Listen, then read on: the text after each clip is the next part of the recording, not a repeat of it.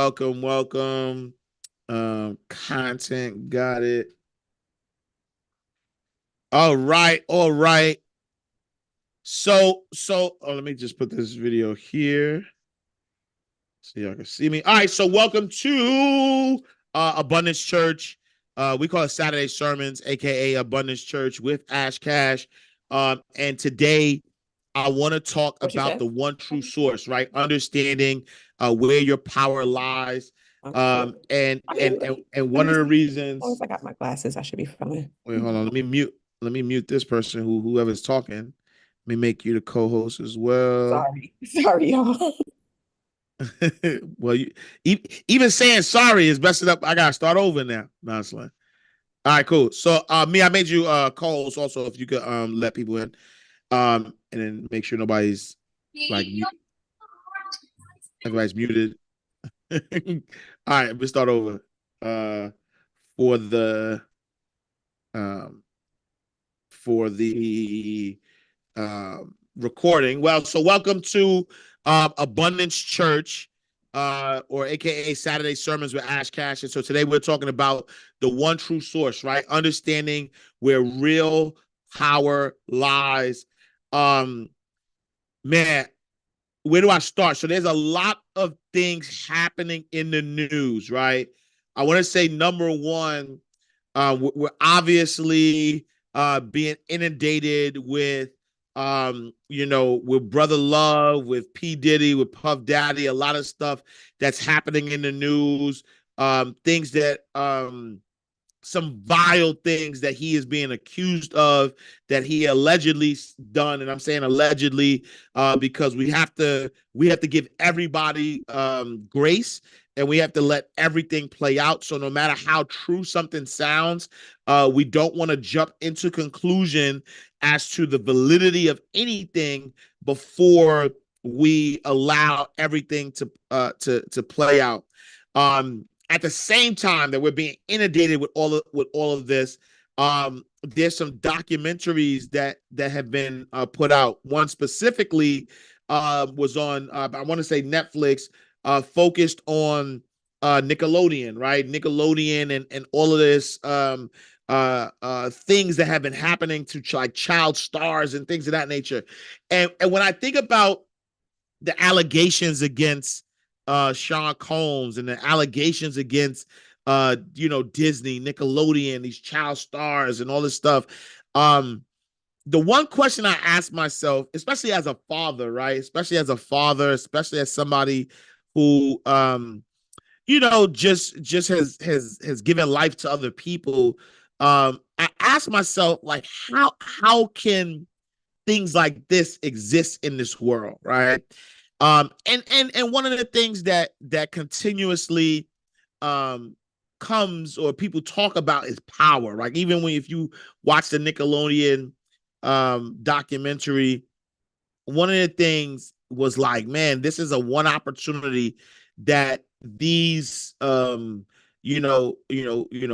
who have low income, or they just see it as an opportunity to really take care or change the trajectory of their whole family and change everything for everyone. And sometimes when you think about again the allegations, and you say, why haven't people said anything sooner? And immediately people go to power, right? These are powerful men, these are powerful people in these powerful positions.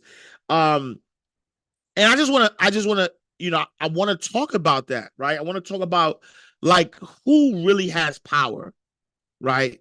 Who is the one? What is the one true source of power?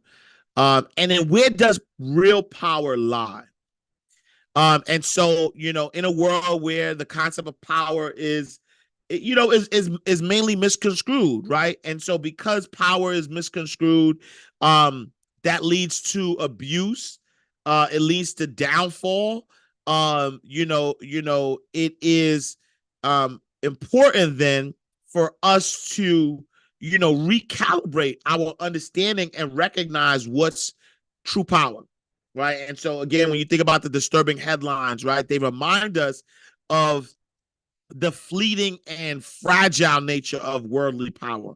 And so today I want to draw up wisdom from the holy book, from the Quran, from the Bible, from the Torah, and even give you a parable, if you will, to re-anchor our perception of power, and then reminding us that only real and enduring power comes from God, the universe, the Most High. And and I say that to say, um, you know, a lot of times we look at these things that people do and say they have power, but again, when you look at what people have to go through, the sacrifices that they've made, the people in their lives that they're lost, and the deaths, there's just so much going on that you have to ask yourself, is the illusion of power, because it's not real power, right?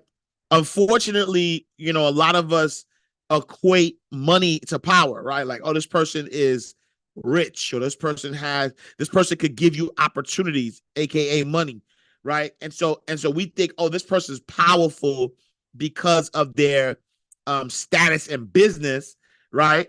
They think that this person is valuable because of their status in business, instead not really realizing, again, that the true power comes from God. And so I want to start, in the Quran, right? Surah Al Imran says, and that's Surah 3, ayat 26, says, say, O Allah, owner of sovereignty, you give sovereignty to whom you will, and you take sovereignty away from whom you will.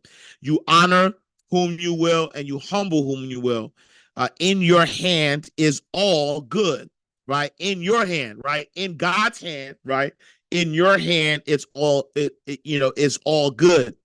Indeed, you are over all things competent, right? And so this verse clearly illustrates the true power and honor lies solely in God's hand, right?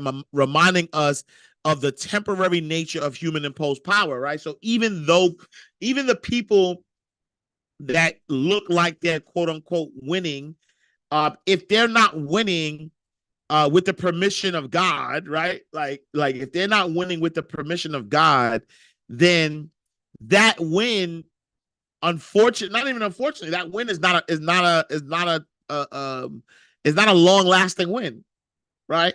Like, yes, they could probably possess worldly possessions, right? And it may on the outside looking in, it may look all good, but nothing is worth the price of your soul, right? And here's the thing, right? When a lot of times when people think about heaven and hell, heaven and hell is on earth as well, right? Heaven and hell is on earth as well, and based on your thought process, based on how you show up in life, based on your obedience to God, will determine how your life on earth is going to be. Will you be living in heaven, or will you be living in hell? And so again, we have to remind ourselves that power is solely in God's hand. And then if we go to the Bible, right? If we go to the Bible, Psalms 62, 11 verse 11 to 12, 62 verse 11 and 12, it echoes this testament. It says, the sentiment, it says, one thing God has spoken, right? Two things I have heard. Power belongs to you, God, and with you, Lord, is unfailing love, and you reward everyone according to what they have done, right? And so think about this. One thing God has spoken, the one thing, right? One thing, not the one thing, but one thing God has spoken. Two things that I have heard is that power belongs to you, God, and with you, Lord, is unfailing love, and you reward everyone according to what they have done. And so to me, this verse reaffirms the real power is God's alone, coupled with his promise of justice and love, right? And so if there's a promise of justice and love, and then that means anybody who is doing things with the wrong intention, right? Because here's what I hear when I hear this is all about your intention, right? It's like, what is your intention, right? You reward everyone according to what they have done, right? And so as you are approaching yourself in this world, what is your intention, right? What is your intention? Is your intention to hurt people? Is your intention to to take advantage of people? Is it to like, what is your intention? Like, why do you want to ascribe, why do you want to be God's partner? Right? God has no partner. It's the most high God. So why do you want to be God's partner? Right? Why do you want to try to exert a power, ask for a power that you don't actually have? Right? All praises due to God. Like, God has the power, and you're trying to be the Almighty God instead of being the image and the reflection of God, right? We're all made in the image and likeness of God, which means our God thoughts, our God consciousness, our what we do should be aligned, right? We should be aligned with the goodness of God, right? God is all good. And so with us being made in the image and likeness of God, what we should be striving for, right? What should we be striving for is that connection, that God consciousness. And then in Deuteronomy 8, verse 17 and 18, cautions, you may say to yourself, my power and the strength of my hands have produced this wealth for me. But remember the Lord your God, for it is he who gives you the ability to produce wealth. And so confirms his covenant, which he swore to your ancestors as it is today, right? And so this passage warns against the arrogance of believing in our own power as the source of success, reminding us that it is God that empowers us, right? Like, yeah, you could, you could think that you are him, right? I am him. I am Himothy, right? Him Duncan. You could think that, right? But at the end of the day, all praises do go to God, right? Deuteronomy tells you that. All praises go to God, right? So my power and the strength of my hands have produced this, right? You may say to yourself, right? You may say to yourself that my power and the strength of my hands have produced this wealth for me, right? But remember the Lord your God, for it is he who gives you the ability to produce wealth, and so confirms his covenant, right? Which he swore to your ancestors as it is today. And so I want to leave you with this parable, called the mighty oak and the reed, right? And so in a lush, verdant forest stood a mighty oak, its towering presence a symbol of strength and power. Besides it grew a slender reed, bending gracefully with the wind. The oak, prideful of its robust stature, often scoffed at the reed's flexibility, boasting of its own might and the fear it instilled in others. One day, a fierce storm swept through the forest. The oak stood firm, relying on its power to withstand the force. However, the storm's might was overwhelming, and the oak was uprooted, and its once majestic form now lying defeated on the ground. The reed, however, bent with the wind, right, and emerged unscathed, whispering to the fallen oak, you trusted in your own strength, but real power lies in not rigidity, but in the ability to yield to the greater force of the wind, right? And so the conclusion of this is that the oak and the reed teach us a valuable lesson about the nature, right? The nature of true power. Like the oak, individuals who believe in their own sovereignty and invincibility often fall the hardest. In contrast, recognizing the true power comes from yielding to and aligning with the divine will, as the reed does, allows us to navigate life's storm with grace and emerge stronger, right? Let us not be swayed by the illusion of power that the world presents. Let us remember that the only real power comes from God, the ultimate, right? The ultimate source of strength, justice, and love.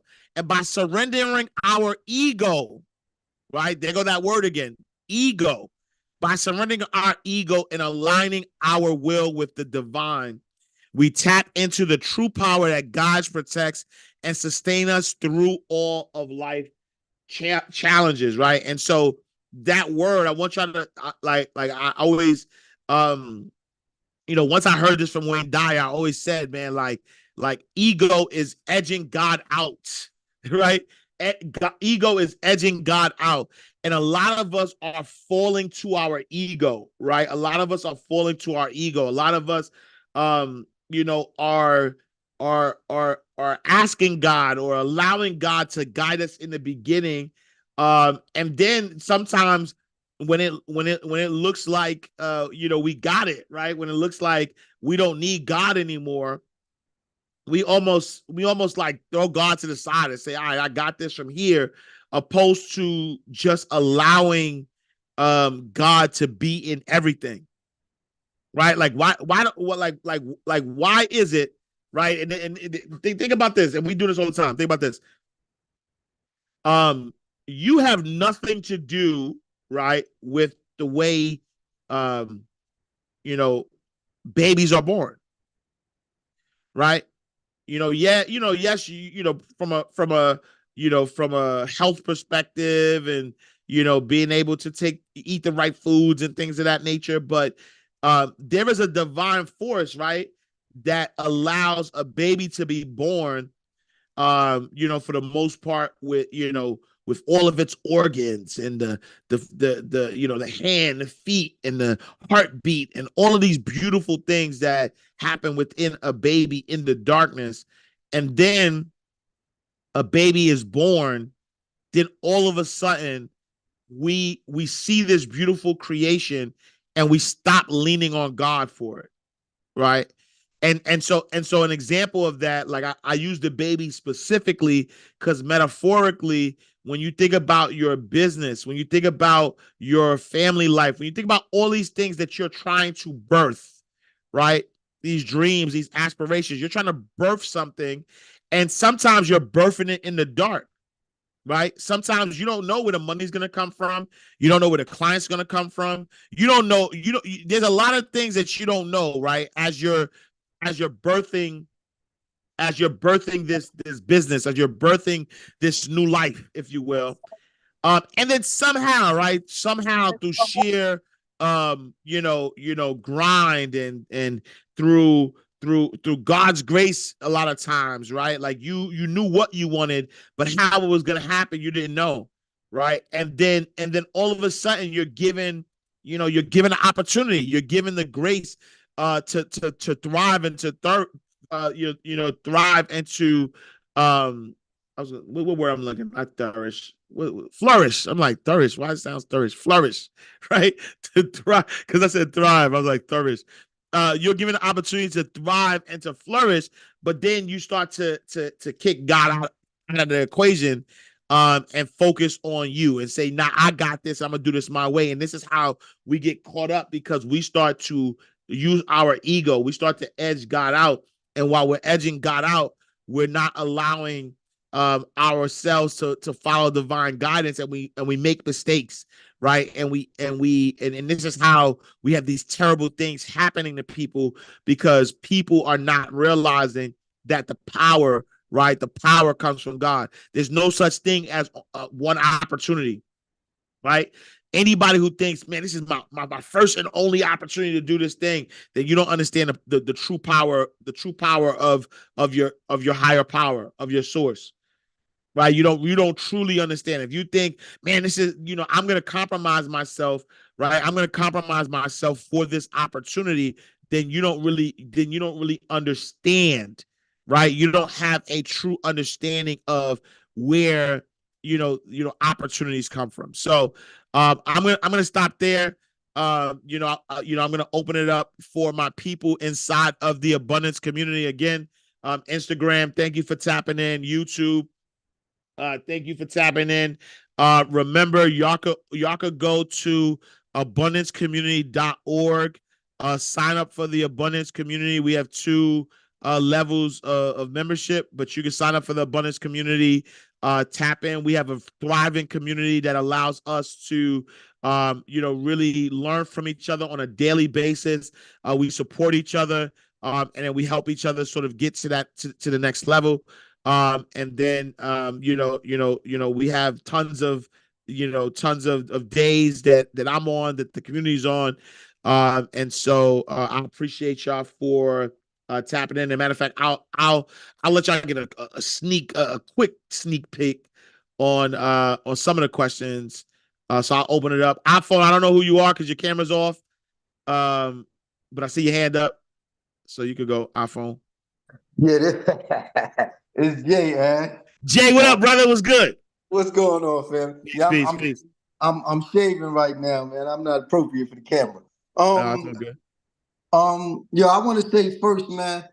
Yo, this why I love you so much, man. Right? Because you super genuine, right? And especially nowadays when it's common, people run around and they have conversations about ghouls and goblins and the dragon queen and all these kind of conversations at length. But when you talk about God, people look at you like you crazy. Yeah. Right? People carry on nowadays like God is the fairy tale and all this other stuff is the real deal. Mm-hmm. So the fact that this is a constant, like in your dialogue, like God is always first, like in I appreciate you, man. Yes, sir. I appreciate you. Yeah. So kind of like getting on the topic that I just wanted to say that to you, man. Let you know I appreciate you for that. Thank you, brother. The topic that you're talking about, like with power, it's really. It's funny because it's kind of like in the same vein of that, because like Surah 2 ayat 30 say that Allah says that he told the angels, I'm gonna place a Khalifa on the earth. Yep. Right? Yep. And Khalifa is a successor. Yep. So that in line with what you're saying, any power that we have is supposed to be exercised first and foremost, knowing that you are acting in the place of God. Of God, right. The successor of God. Right, yep, right. Absolutely. Yep. This is how you exercise in your authority. Yep. And people talk like, and it's it's the thing that's become common now, that if it's the negative, people will talk about all the negative stuff, right? So they talk about like the stuff. Like first I had my issues where I wasn't so crazy about the things that I have my personal opinions on Pac, right? Period. But I don't like the way that the minute the system gets their hands on a black person, everybody joins in a public lynching. 100%. Yeah. I think it's cowardice. Yep. I think it's so foolish. They did the same thing to Ye. They did the same thing to Kyrie Irving. Right? Yeah. It don't matter how you feel about them. You do not see. I'm gonna give you a perfect example. You do not see the Jewish. It don't matter what they do. You don't see the Jewish community gathering together, publicly lynching. It doesn't matter what the person did. Yeah. So it's stuff that we should handle behind closed doors. So for the negative, everybody clamors, right? Yep. Then yesterday I met Marilyn Mosby, right? She was the state attorney for Baltimore. She was the one that actually indicted those cops for murdering Freddie Gray. Yep. Right. So she had a position of authority. She had some power, and she did the right thing, right? She did the right thing. The only person to stand up and do it when men wasn't doing it, they turned around and indicted her on some fraudulent charges, talking about some mortgage fraud. The same way people been filling out their papers for years. Yeah. Right? Yeah. Indicted on that. And people don't say a thing about, like, there's no support for her. She stood up for, that wasn't just Baltimore. Like, she stood up for, we was feeling that all around the country. Right. 2017 when they was doing us, and we spent that all around the country. Yeah, but you know what, Jay? Let me unpack some of what you said, because I think that it's important to realize as it relates to what we were talking about. It's because we all have a false sense of where the power comes from, right? We have a false sense of where the power comes from, because if we understood where the true power came from, then we wouldn't be in a position, right? We wouldn't be in a position of, ready to crucify, right? Ready to crucify and condemn without the proper evidence, right? Because what Pac said, only God can judge me, right? So number one, because we think we have the power to judge and condemn, right? We assert that power. Number one. Number two, also because unfortunately, whenever there's a public lynching of a Black person, it usually starts at the hand of someone who is not Black or brown, and because of that, right? Because of that, we feel like if we come to the aid of this person, right, then all of a sudden, then these people, quote unquote, who have the power, will take us down as well, not realizing again that there's only one true source of power, and so what's right is right, what's wrong is wrong. And if you're like, for me, I always just look at consistency. If you're gonna be loud when somebody does something wrong, then be loud when somebody does something right. Right. If you like have opinions on both ways, and like what you just said, about the Jewish community, like people are so afraid to even utter those words, right? Why? Because a lot of those in the Jewish faith, right? They put God first, right? They put God first, and that commonality, right? That commonality of understanding where their power comes from, right? That commonality of them understanding where their power comes from gives them this level of confidence, if you will, right? This level of confidence that allows them to present themselves in the world. And again, I think that a lot of us, Black and brown people, don't show up in the world the way that we're supposed to show up in the world, because we don't know where our power comes from, right? Like what you mentioned earlier, I'm not afraid. So like I've made a lot of money, I've lost a lot of money, I've had a lot of success, I had slow, right? There hasn't been an experience that I have not experienced, right? And I'll tell you, all of the experiences in my life that have been the most fruitful were the ones in which I put God first, right? And so if I had that experience, right? If I made $1 million and I made that $1 million and I'm not happy, then I go and I give somebody $5, and me giving them $5 fulfilled me. You know what I'm saying? Like why wouldn't I continue to do more of what makes me happy? Like why would I chase after trophies and trinkets and things that make other people proud and happy and want to be connected, when at the end of the day, I serve God, right? I'm serving for God, and I want God to be pleased with me. I don't care. I don't care if people are pleased with me, right? Because at the end of the day, and trust me, I promise you, at the end of the day, and we see this, the same people who are rooting for you are the same people who are gonna turn their backs on you and criticize you when they think you did something wrong. Not when they know you did something wrong. I promise you, the same people, right? The same people who are rooting for you, who are like, yo, you this, that. And so if I know that people are fickle, why wouldn't I lean on the true source that never changes? Amen. That never changes. You know what I'm saying? Amen. Facts. You know what I'm saying? So it's I mean, for me, again, I've had enough And I thank God for it, right?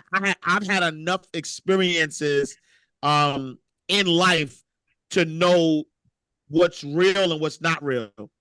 And for those who give the power to anything other than God, I pray for them. You know what I'm saying? Like, I pray for them. I hope, you know what I'm saying? I hope that they'll realize, like, it's the source, right? And here's the thing, though, too, is that I also realize that all things work for my greater good, right? And I think that's why it's so powerful. Because guess what? If I'm relying on myself, let's just say, for success, now when I lose the success, now I don't know where to go. Right now I'm confused now because all I want is the good, right? But at the end of the day, if I'm leaning on a higher power for my success, then I understand, right? I understand that even in the things that seem like they're bad or seem like they're going in the wrong way, I know that God is perfect. God is actually leading me to my desires. Right? Like, God is actually leading me to my desires. So who am I, right? If I don't question God when something looks like a miracle, then who am I to question God when it's something that looks like it's going on? Like how hypocritical would I be, right? How much of a hypocrite would I be if I get a deposit, you know what I'm saying, for $1 million, and I'm like, thank you, God, and then all of a sudden I lose money, and then I'm like, God, why me? No, thank you, God, for that too. Thank you, God, for that too. Why? Because who knows what that money? Like, I promise you, there's situations that happened, right? Situations that happen in which there's no reason why I wasn't supposed to make a lot of money from this particular deal, right? But then the deal went south for whatever reasons. In hindsight, later on, I look and I be like, God just help me dodge the bullet. Like, thank you, right? Thank you that this deal didn't go through. Thank you that I wasn't tied to this person or this company. Like, thank you, right? Because guess what? When the fit hit the shed, they went, you know what I'm saying? Like, they went down, right? Yeah. And imagine if I was still still in business with them. You know what I'm saying? So my point is that, when you really know, I'm talking about when you really know, not like this fake, you know what I'm saying? Like, not this fake knowing, but when you really know, when I tell you, nothing can phase you, nothing can phase you. You are you will always, I'm talking about everything. I'm talking about whatever you could think of. All of it, all praises go to God. All of it. Okay. And that level of living, there's nothing else like it, y'all. I'm telling you, like, there's nothing else like it. There's nothing else like it. You know what I mean? So appreciate you, brother. I'm gonna open it up. Let me IG, I appreciate y'all. Let me IG,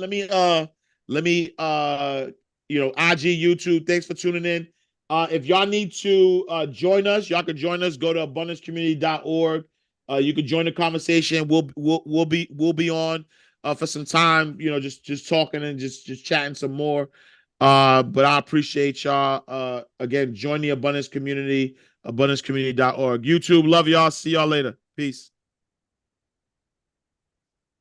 No, I don't want to stop recording. I want to stop the YouTube. Stop